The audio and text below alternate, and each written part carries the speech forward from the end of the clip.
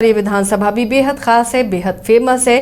सोनपुर विधानसभा यहाँ के मेले विश्वविख्यात हैं और इस मेले में हर चीज बिकने आती है। अब इस खास सीट पर सोनपुर पर इस बार किसकी जीत हो सकती है या इस बार मुकाबला कैसा रहेगा, पिछले रिकॉर्ड्स क्या कहते हैं, इसकी हम पड़ताल करते हैं। फिलहाल राजद के खाते में ये सीट है। डॉक्टर रामानुज प्रसाद यहाँ से विधायक हैं, लेकिन इस बार समीकरण क्या बनते हुए नजर आ रहे हैं। रंजन जी, अगर सोनपुर को स्कैन करते हैं तो सोनपुर की कहानी क्या कहती है? जैसा आपने कहा कि विश्व का सबसे बड़ा पशु मेला जो है वो सोनपुर में लगता है, लेकिन राजनीतिक रूप से भी सोनपुर जो है बेहद खास विधानसभा सीट है। जो सोनपुर है उसने बिहार को मुख्यमंत्री दिया है, जो जीतकर बिहार के मुख्यमंत्री बने। इसके अलावा आप देखिए तो यहाँ से जीतकर जो है आगे चलकर बिहार के मुख्यमंत्री बने और पूरे प्रदेश की राजनीति को जो है बदल कर रख दिया। और ये वो विधानसभा क्षेत्र है जहां एक पूर्व मुख्यमंत्री चुनाव लड़ने आती हैं और मजबूत समीकरण के बावजूद हार जाती हैं। यह है सोनपुर विधानसभा क्षेत्र। राम सुंदर दास यहां से 1977 में चुनाव जीतने में सफल हुए थे और वो जो हैं बिहार के मुख्यमंत्री बने थे 21 अप्रैल 1979 से 17 फरवरी 1980 तक वो बिहार के मुख्यमंत्री रहे थे। लालू प्रसाद यादव जो हैं वो 1980 और 1985 में यहां से चुनाव जीते थे। 80 में जनता पार्टी से, 85 में लोक दल से, और उसके बाद जो है वो आगे चलकर बिहार के मुख्यमंत्री बने। और राबड़ी देवी जो बिहार की मुख्यमंत्री रह चुकी थी 2010 में यहां चुनाव लड़ने आती हैं और उन्हें हार का सामना करना पड़ता है। तो ये सोनपुर विधानसभा क्षेत्र का स्वभाव है, अप्रत्याशित परिणाम भी देने के लिए जाना जाता है और कई बार जो है वो अगर आप देखिए तो समीकरण के अनुसार भी चलता है। सोनपुर में को अगर आप समझना चाहिए तो इसको आप दो कालखंड में भी बांटकर समझ सकते हैं कि 1952 से 1972 तक की अगर आप बात कीजिए तब जो है 6 चुनाव हुए थे, उसमें 4 बार कांग्रेस पार्टी चुनाव जीतने में सफल रही थी, एक बार सीपीआई और एक बार निर्दलीय जीते थे। तो जो पहले 6 चुनाव थे वहां पर कांग्रेस का डोमिनेशन दिखता है। हालांकि जब जेपी आंदोलन चलता है उसके बाद से 1977 से आप देखिए तो यहां पर समाजवादी विचारधारा ही जो है वो प्रवाहित हो रही है। हालांकि बीच में 2 बार बीजेपी को भी कामयाबी मिली। कांग्रेस 1990 तक जो है मुकाबले में खुद को बनाए रखने में सफल रही और लेकिन 1995 से चीजें बिल्कुल बदल गई। बीजेपी जो है वो मुख्य मुकाबले में यहां पर आ जाती है। पहले बीजेपी जनता दल, बाद में बीजेपी आरजेडी का मुकाबला यहां पर चल रहा है। 1977 से 2020 के बीच में जो 11 चुनाव हुए उसमें 9 अवसरों पर सोशलिस्ट पार्टियों को जीत मिली और 2 बार बीजेपी के हाथ जो है कामयाबी आई। पिछले 3 दशक से यहां पर जो मुकाबला हो रहा है वो बीजेपी वर्सेस सोशलिस्ट का ही यहां पर देखने को मिलता है। अगर आप विचारधारा में बांटकर यहां के चुनाव परिणाम को समझें तो यहां कांग्रेस को कामयाबी मिली, इसके साथ सोशलिस्टों को कामयाबी मिली, लेफ्ट को कामयाबी मिली तो राइट को भी कामयाबी मिली। कांग्रेस जहां 4 बार चुनाव जीतने में सफल रही तो सोशलिस्ट 9 बार, बीजेपी 2 बार और सीपीआई 1 बार, यहां तक कि निर्दलीय भी यहां पर सफल रहे। कुल 17 चुनाव अब तक हुए हैं जिसमें कांग्रेस 4 बार, आरजेडी 4 बार, बीजेपी, जनता दल और जनता पार्टी 2-2 बार, लोक दल, सीपीआई और निर्दलीय 1-1 बार। अगर सर्वाधिक जीत की बात करें तो रामानुज प्रसाद जो हैं, जो कि अभी यहां से विधायक हैं, उन्होंने सर्वाधिक बार जो है सोनपुर विधानसभा का प्रतिनिधित्व किया है, 4 बार। राम जयपाल सिंह यादव कांग्रेस से चुनाव लड़ते थे, 3 बार उन्होंने भी जीत हासिल की है और लालू प्रसाद यादव को भी यहां से 2 बार कामयाबी मिली है।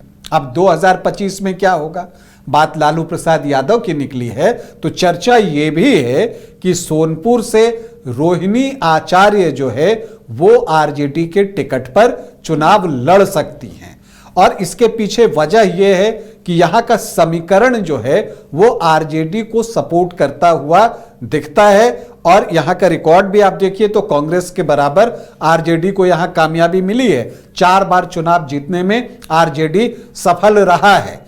और ये जो सोनपुर विधानसभा है ये सारण लोकसभा क्षेत्र का हिस्सा है, सारण जिले में भी है। और जब अभी सारण लोकसभा में यहां पर चुनाव हुआ था तो सोनपुर में रोहिणी आचार्य लीड करने में कामयाब हुई थी। भले वो लीड बहुत बड़ी नहीं थी, 3996 वोटों की, लेकिन वो यहां पर बढ़त बनाने में कामयाब हुई थी। तो इसलिए इस बात की चर्चा जो है वो है कि रोहिणी आचार्य सोनपुर से चुनाव लड़ सकती हैं। अब अगर यहां पर हम देखें कि आखिरी 3 चुनाव में क्या कुछ हुआ है तो 2010 में सबसे बड़ा उलटफेर अगर आप कहिए तो सोनपुर में हुआ। तब पूर्व मुख्यमंत्री राबड़ी देवी जो हैं वो चुनावी मैदान में थी। उनको 43,991 वोट आए थे, 36.57%।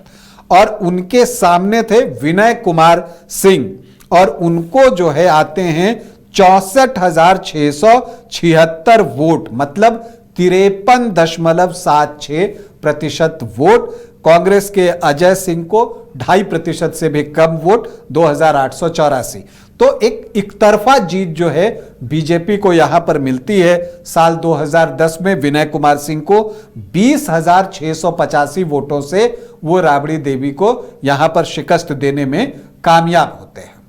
फिर आता है 2015, महागठबंधन अपनी शक्ल अख्तियार कर चुका था। बीजेपी तो एनडीए फोल्डर में थी, लेकिन महागठबंधन में जेडीयू, आरजेडी, कांग्रेस एक साथ। समीकरण तो मजबूत था ही, अंकगणित भी मजबूत हो गया यहां पर। और यहां पर तब जो है डॉक्टर रामानुज प्रसाद को चुनावी मैदान में उतारा गया। वो इससे पहले अक्टूबर और फरवरी 2005 में जो दोनों चुनाव हुए थे उसमें जो है आरजेडी के टिकट पर चुनाव जीते थे। उनके सामने फिर सिटिंग विधायक विनय कुमार सिंह थे। सोनपुर में एक राइवलरी डॉक्टर रामानुज प्रसाद और विनय कुमार सिंह के बीच जो है वो चलती आ रही है। दोनों अक्सर एक दूसरे के सामने होते हैं, बाजी कभी किसी के हाथ कभी किसी के हाथ। तो 2015 में जो है ये बाजी जब शुरू हुई तो डॉक्टर रामानुज प्रसाद को आ गए 86,082 वोट, 54.87% वोट। तो फिर कुछ बचा ही नहीं।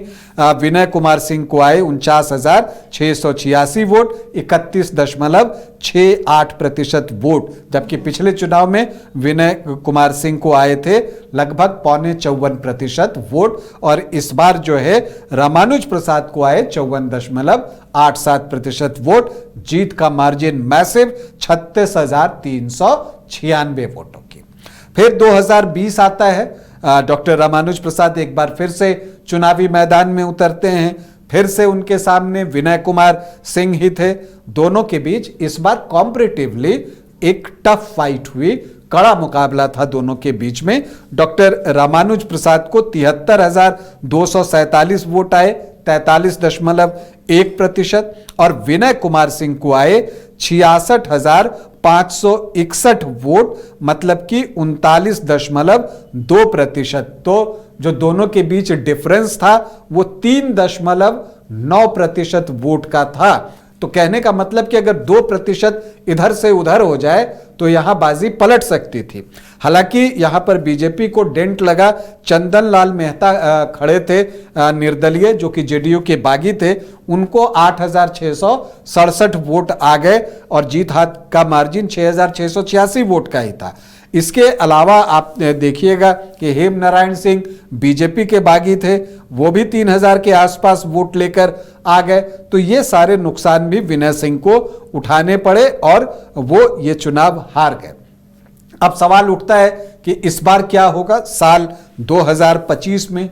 तो इस बार दावेदारों की लाइन लगी हुई है और ये लाइन जो है बीजेपी की तरफ से कुछ ज्यादा ही है। आधा दर्जन से ज्यादा प्रत्याशी दावेदारी करते हुए आपको दिखेंगे। जहां तक आरजेडी का सवाल है तो 2 नाम प्रमुखता से चल रहे हैं। पहला नाम तो रोहिणी आचार्य का चल रहा है। अगर वो चुनाव लड़ना चाहें तो यहां से चुनाव लड़ सकती हैं। अब ये फैसला उनको लेना है।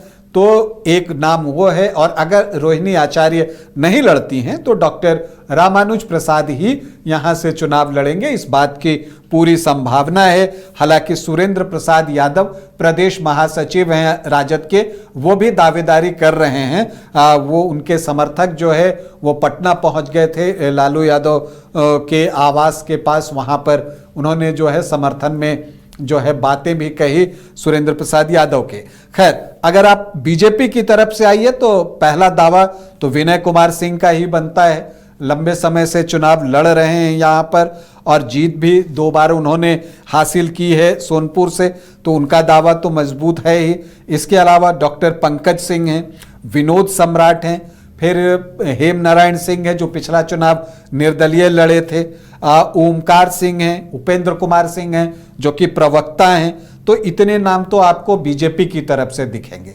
इन सब के अलावा जेडीयू को भी लगता है कि चूंकि बीजेपी पिछले 2 बार से हार रही है तो ये सीट वो हमें दे दे लड़ने के लिए। तो उसमें अगर आप देखें तो जेडीयू से आचार्य राहुल परमार प्रदेश सचिव हैं और सोनपुर विधानसभा पर प्रभारी हैं, तो उनका दावा यहां पर बन रहा है। अरविंद निषाद का नाम आता है, यहां पर जो मल्लाह वोटर्स हैं उनकी संख्या भी ठीक ठाक है।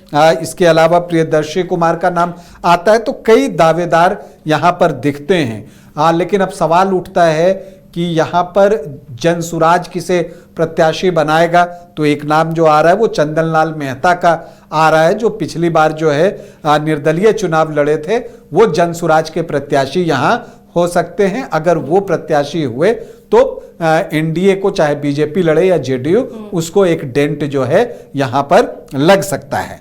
अब हम यहां के जातीय समीकरण को समझने की कोशिश करें, जो कि एक अनुमान पर आधारित है। एससी वोटर्स 11.09%, मुस्लिम वोटर्स 5.3% और यादव वोटर्स 22 से 24%। तो बड़ी संख्या है। एमओआई जो है, जी हाँ बिल्कुल, 28.5 से 29% का एमओआई यहां पर बनता है। अब आप देखिए तो जितने यादव हैं, जो राजपूत जाति के वोटर्स हैं, उनसे कुछ ही कम है, उनकी भी संख्या जो है वो 19 से 21% के आसपास है। भूमिहार 2 से 2.5% और ब्राह्मण जो हैं वो 4 से 5%। तो 26 से 28% जो है ये आंकड़ा पहुंचता है सामान्य जाति का। जो कुशवाहा हैं 7.5 से 8.5% और कुर्मी 2 से 2.5%। तो 9.5 से 10.5% लवकुश का वोट बनता है। अब अगर चंदनलाल मेहता लड़ते हैं तो कितना सेंध लगता है ये देखना होगा। इसके अलावा वैश्य जो हैं वो 6-7% यहां पर हैं।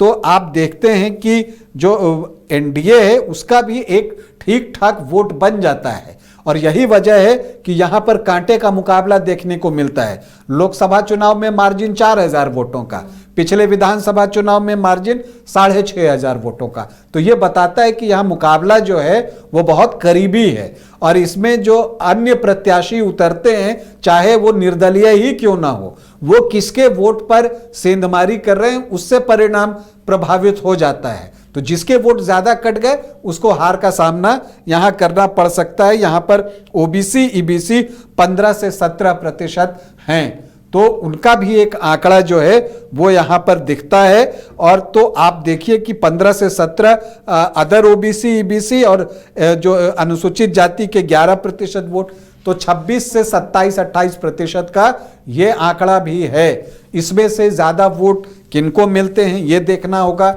यहां पर रविदास ज्यादा हैं, वो देखने में आता है। पासवान भी जो हैं वो ठीक ठाक ही हैं। तो सोनपुर में एक करीबी मुकाबला होगा, इस बात की पूरी संभावना है। अगर रोहिणी आचार्य यहां से चुनावी मैदान में उतरती हैं तो मुकाबला और भी रोचक हो जाएगा और फिर ये जो है एक वीआईपी सीट बन जाएगी, हॉट सीट बन जाएगी। ये भी चर्चा है कि बीजेपी अपनी स्ट्रैटेजी चेंज कर सकता है। अब तक जो है यहाँ पर यादव कैंडिडेट जो है वो आरजेडी की तरफ से और राजपूत कैंडिडेट बीजेपी की तरफ से। तो क्या इस बार बीजेपी जो है वो इस रणनीति में बदलाव करेगा? बच्चा यादव का नाम यहाँ पर सामने आता है कि शायद यादव के खिलाफ एक यादव कैंडिडेट दिया जाए। लेकिन यह देखना होगा कि अगर ऐसी परिस्थिति में जनसुराज किसी राजपूत कैंडिडेट को उतार दे या कोई मजबूत राजपूत कैंडिडेट निर्दलीय भी खड़ा हो जाए तो एनडीए को वहां पर भी नुकसान हो सकता है। तो एक दिलचस्प स्थिति सोनपुर में बन रही है और यहां का चुनाव जो है वो बहुत रोचक होने जा रहा है।